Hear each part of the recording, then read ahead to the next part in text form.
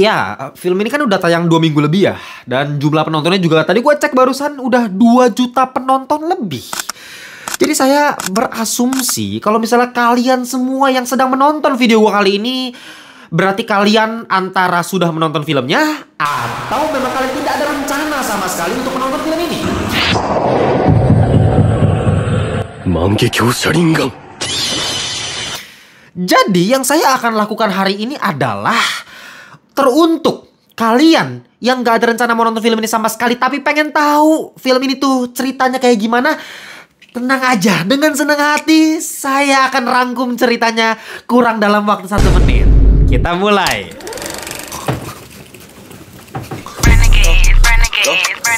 Ita, sadar tak?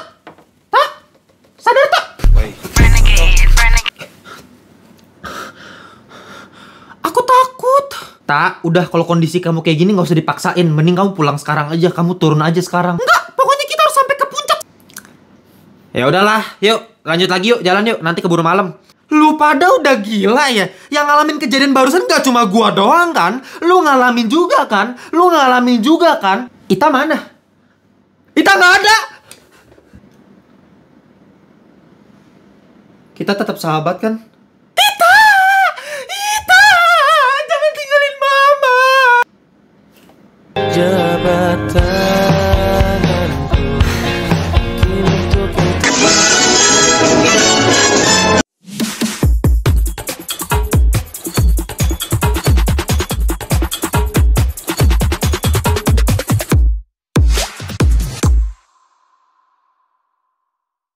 Welcome back to Ngelantur Indonesia, Skui Nonton, Skip Blon. Jangan lupa kalian semua, bersama host kalian Timothy Vidalo, kita kembali lagi di segmen review.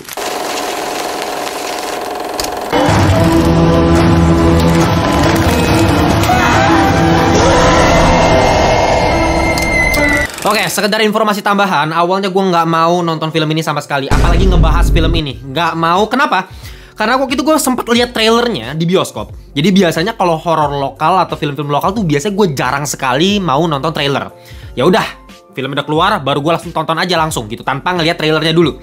Nah, khusus ini gue sempat lihat trailernya kan dimunculin, gue lupa lagi nonton film apa, tiba-tiba dimunculin nih trailer. Dan hasilnya apa? Saya cringe mampus, Pak. Saya Maya Aska, apa yang saya ceritakan belum selesai dan akan saya ungkapkan di film. Nggak bohong. Cringe parah, saking cringe-nya ya gue udah memutuskan, udah gue tandain nih film gua nggak bakal gue tonton, nggak bakal gue bahas. Karena gini, buat kalian yang masih belum tahu ya, ini sebenarnya udah gue sering bilang, alasan ngelantur tuh ngebahas horor lokal adalah gue pengen dikagetkan. Wah, kaget. Gue pengen dikejutkan sama film-film horor lokal kita yang mungkin awalnya dari poster atau dari kelihatan first impressionnya tuh kayak jelek gitu, ah nih kayak bakalan sampah. Ternyata bagus karena ada beberapa film yang seperti itu. Ya bisa dicek lah track record ngelantur pas lagi ngebahas film horor lokal, ternyata ada beberapa yang bagus. Cek aja tahun lalu. Nah, gue pengen mendapatkan experience yang seperti itu karena mau nggak mau kalian harus setuju, kalian nggak bisa denial kalau misalnya kekuatan utama industri film Indonesia adalah horor. Mau nggak mau, terserah kalian nggak suka horor, kalian benci horor, kalian udah muak, nggak pernah percaya sama horor buatan Indonesia. Ya, faktanya adalah kekuatan kita di horor.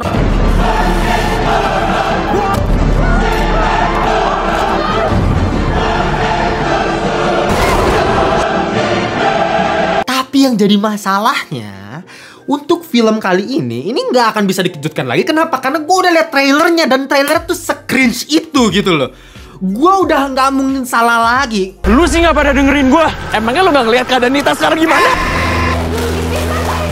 Gue udah tahu film modelan kayak begini, yang dari trailernya aja udah kayak begitu.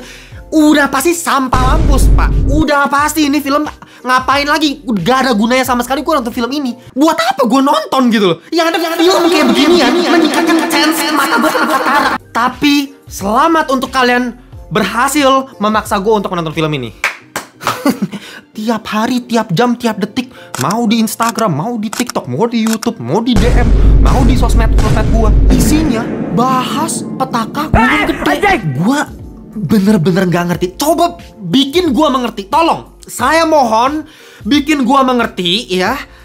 Tek-tekin gue tag ngelantur di konten kreator atau reviewer film ataupun konten kreator yang merasa dirinya review film padahal bukan review film.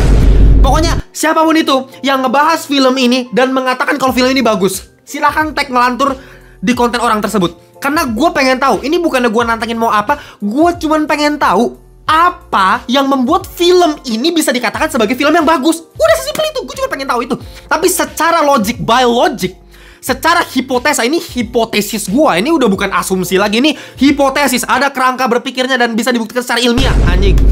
Ya, pokoknya gini, pemikiran gua, budget dalam sebuah film itu kan biasa dibagi dua, budget produksi, budget promosi, dan biasanya standarnya ini 1:1, bahkan biasanya promosi bisa melebihi budget produksi filmnya. Sepenting itulah budget promosi dalam sebuah film. Karena apa? Karena kalau nggak ada promosinya, filmnya nggak bakal ditonton. Itulah yang terjadi sama film-film bagus. Makanya gue nggak pernah paham sama orang-orang yang masih mempertanyakan, bang, ini kan film yang nonton jutaan penonton, kok lu bisa-bisanya lu bilang ini film jelek? Apa hubungannya, tolol? Gue kasih contoh, The Substance, film horor terbaik di tahun kemarin. Oscar dapat 5 nominasi.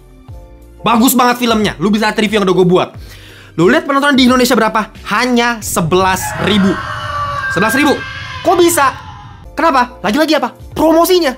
Karena film-film festival kayak beginian biasa gak ada budget promosi. Mereka ya udah, yang penting organik aja. Para kritikus film, misalnya kayak gua yang hobinya nonton film, review-review yang memang kerjanya untuk membedah film, biasanya akan nonton tuh film kayak The Substance, dan mereka biasa ngebahas, ngulitin nih, ngebedah filmnya, apa bagusnya, dan biasa dari mulut ke mulut diomongin, ini film bagus nih, horor. Nah, jadi organik, nggak perlu pakai promosi-promosian. Nah, beda sama film ini, yang marketingnya, lu bisa lihat sendiri lah, ya, buktiin sendiri di jalanan, ya, billboard, bahkan kemarin gue lagi naik MRT aja, di sepinggir jalan gue menuju MRT, tembok-tembok itu semuanya poster ini. Jadi artinya apa, bang? Artinya budget marketingnya, budget promosinya tuh gede banget.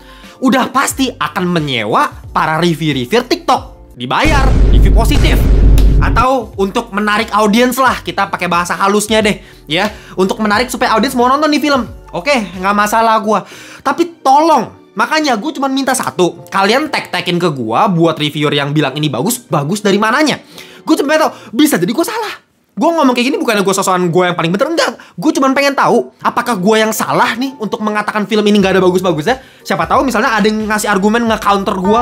Ternyata ada yang bagus, gue kelupaan nih, gue nggak lihat nih, gitu kan. Ternyata, actingnya di sini keren banget. Oh, ternyata di sini sinematografinya mantep banget nih, bang. Coba jelasin ke gue.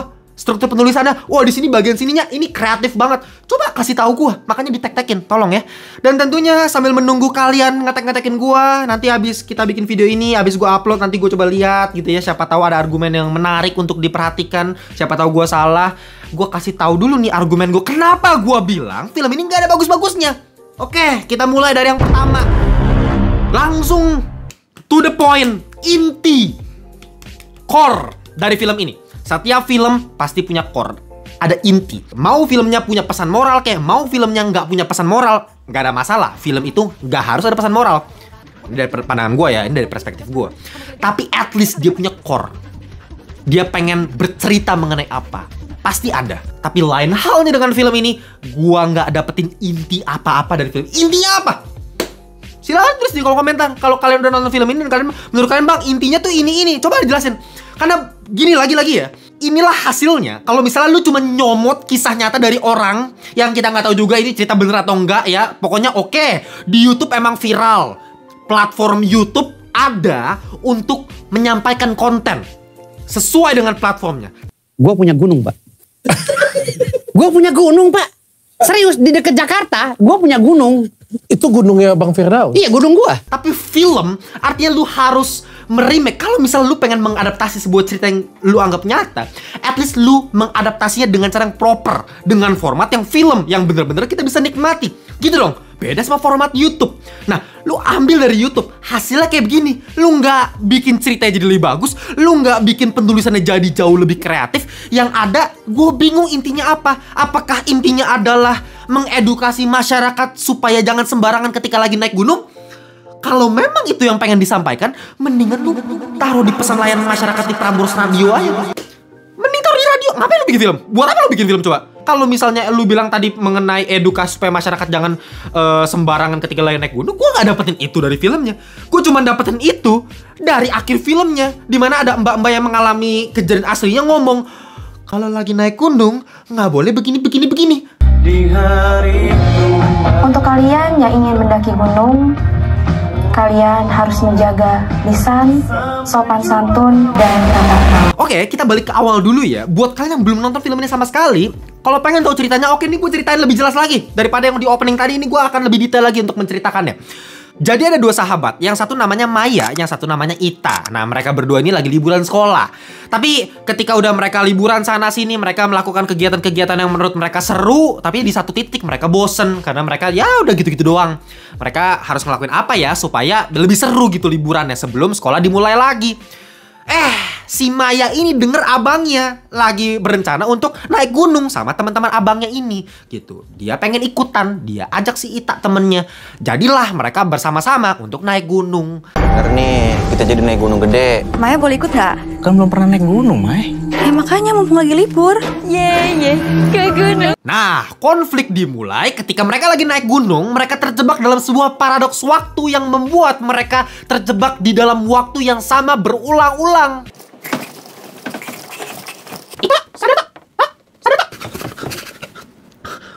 Aku takut. Tak, udah kalau kondisi kamu kayak gini gak usah dipaksain. Mending kamu pulang sekarang aja, kamu turun aja sekarang. Pokoknya kita sampai ke puncak. Ya udahlah, yuk lanjut lagi yuk, jalan yuk, nanti keburu malam. 15 minutes later.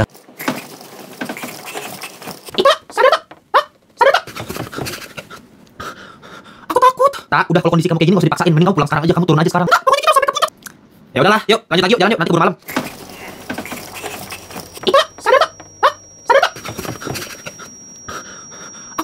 Tak, udah kalau kondisi kamu kayak gini gak usah dipaksain. Mending kamu pulang sekarang aja, kamu turun aja sekarang.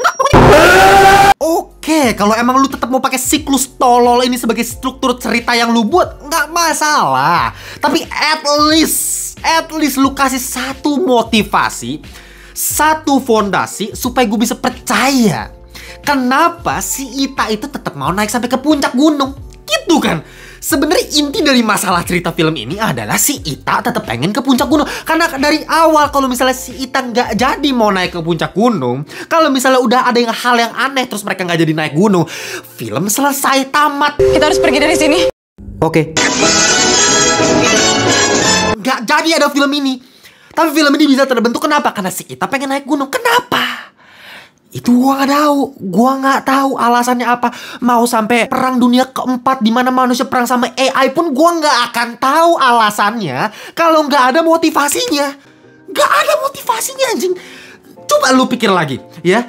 Kenapa setiap kali udah pakai musik horor, scoring musik horor di belakang ketika si Ita kesurupan kayak tadi, terus tiba-tiba kondisi udah lebih tenang, lebih kondusif, terus tiba-tiba musik lagu mellow tuh entah dari mana datang gitu. Tiba-tiba muncul lagu sedih, tiba-tiba lantunan piano, tiba-tiba kayak mereka, si Ita sama Maya udah pegangan tangan, kayak si Ita langsung ngomong kayak dengan sangat-sangat sedihnya dia ngomong, pokoknya kita harus sampai ke puncak gunung.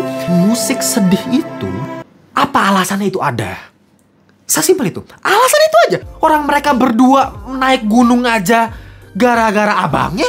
Tiba-tiba dengar pembicaraan abangnya menaik gunung. Oke, gue ikut. Urgensi apa gitu loh. Si Ita ini pengen sampai ke puncak. Naik gunung kan bukan ide lu. Ini bukan sebuah pertaruhan harga mati yang harus dibayar gitu kan. Bukannya kalau misalnya nggak naik mereka akan berpisah atau seperti apa. Nggak ada seperti itu. Kita nggak tahu apa-apa. Nggak ada motivasinya. Nggak ada urgensinya. Oke, ini gue kasih satu alternatif cerita yang lain. Coba lu bandingkan cerita yang lu tonton di film Petaka Gunung Gede ini sama cerita yang gue berikan. Cerita yang gue tulis. Sesimpel ini, sederhana. Mungkin udah sering kalian denger, tapi at least akan memberikan motivasi yang cukup baik. Anggap aja Ita sama Maya ini adalah sahabat dari kecil yang tidak pernah terpisahkan sama sekali, layaknya udah kayak saudara kandung lah nih Ita sama Maya ini dari kecil. Dan itu diberikan secara intercut, secara montage dari awal film 5 menit aja. Nggak usah panjang-panjang, 5 menit montage mereka dari kecil, perubahannya gimana. Dan mereka udah ngelakuin berbagai macam hal yang begitu indah bersama-sama. Tapi cuma satu hal yang mereka belum lakukan, yaitu mendaki gunung. Dan itu adalah impian mereka sejak kecil. Suatu saat, ketika mereka udah selesai kuliah, salah satu dari mereka harus pindah ke luar negeri. Dan untuk melakukan perpisahan yang begitu mengharukan ini, mereka akhirnya memutuskan untuk melakukan satu-satunya hal yang belum mereka lakukan bersama, yaitu mendaki gunung impian mereka sejak kecil. 5 menit. Nggak usah lebih-lebih. 5 menit aja. Apa susahnya? 5 menit anjing. Narusin kayak begitu.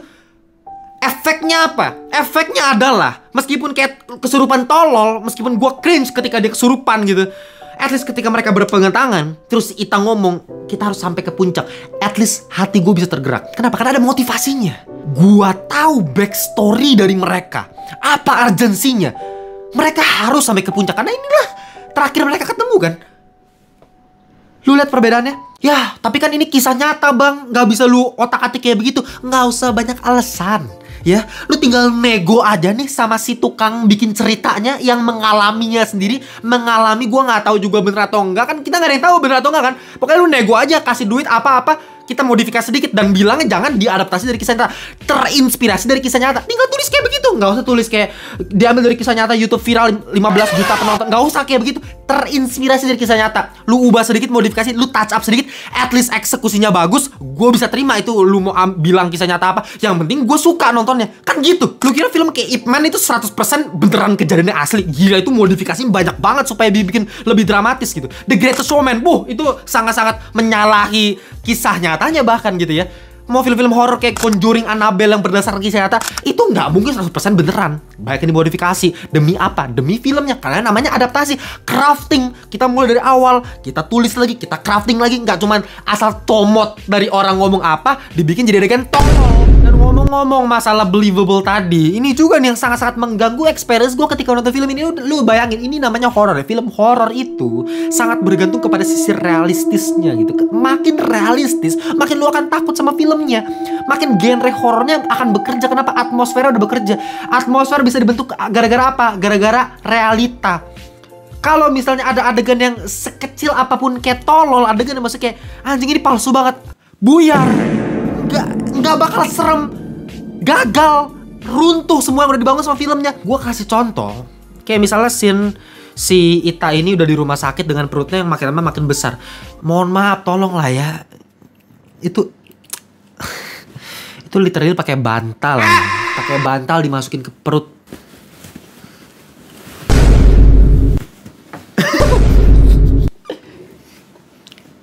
Itu nggak rata banget perutnya.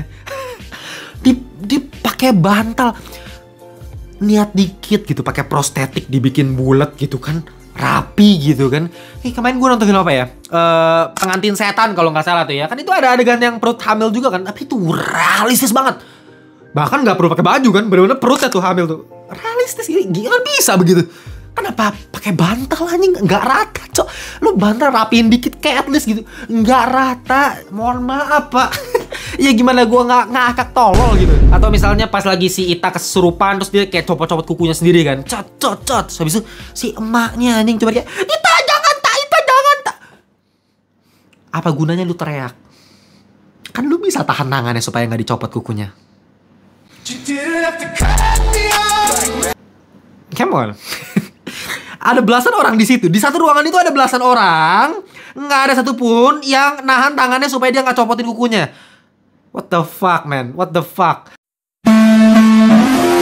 Cuman ya kalau bisa kalian tanya sama gue ya sebagai ya, review, udah pasti harus ada ulasan positif negatif. Ada positifnya. Apakah ada positifnya? Gue perlu mikir 2 kali lipat lebih keras daripada Albert Einstein untuk memikirkan apa yang bagus dari film ini gitu.